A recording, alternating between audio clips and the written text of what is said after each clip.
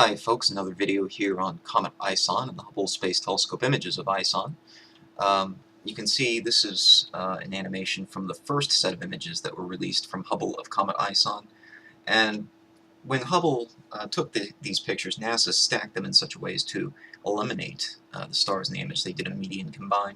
And as you can see, they tracked the space telescope directly on ISON, on the comet, and the stars formed streaks.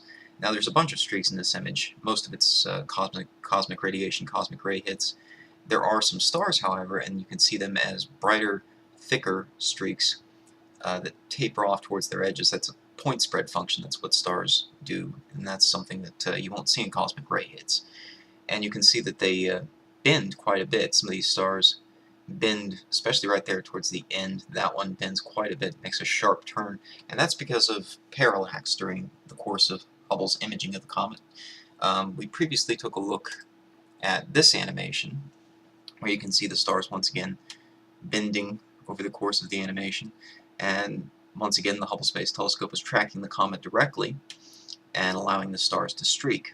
And if you put all the images together and you compare it to the expected parallax based on Hubble's orbit, you saw that it formed this wave function which matched what was observed perfectly. And so it was the same story here. It's a little more disjointed, however, because they shot these images over multiple orbits, which is why the stars suddenly seem to vanish, more stars appear down here, but they show that same parallax motion with a very sharp turn there. Now, in some of the latest images, if you stack all the images together, you get this V shape in the comet. Well, in these images, they've now tracked the stars directly and allowed the comet to streak. And so the comet shows the parallax instead of the stars. And you see this very sharp bend here forming this angle. So if we do the same thing again, and we take Celestia, and we load up the orbit for ISON,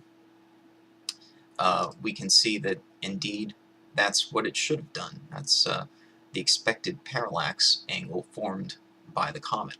What I've done here is I've created an artificial star at the intersection of right ascension and declination grid lines, and aligned all the images on that star just as they tracked the stars while imaging the comet. And sure enough, the comet makes that angle. It takes that sharp bend and forms this V shape that was seen in the total stacked image. Now this is all the images stacked together. If you look at the individual images, it looks much more normal. In fact, let's take a closer look at one of the individual images that they shot. So this is an unstacked image, just a single image from that imaging session.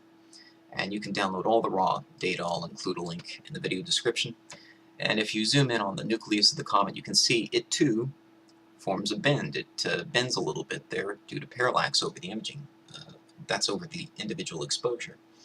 Now, the stars, once again, were being tracked on in these images, so they don't form lines and they don't bend during the imaging because they were guiding on the stars directly.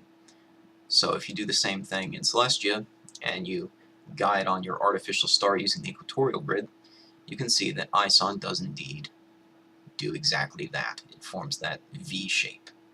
So that's quite normal and expected. Now, the one deceptive looking thing here, if you look carefully, it looks like the tail of the comet is going to the right in these images from Celestia. That's just how Celestia is rendering it. It's kind of deceptive.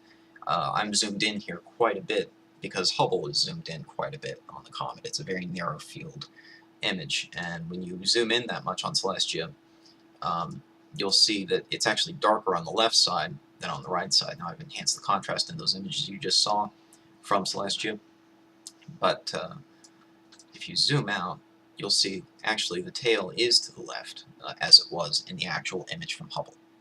So that's that.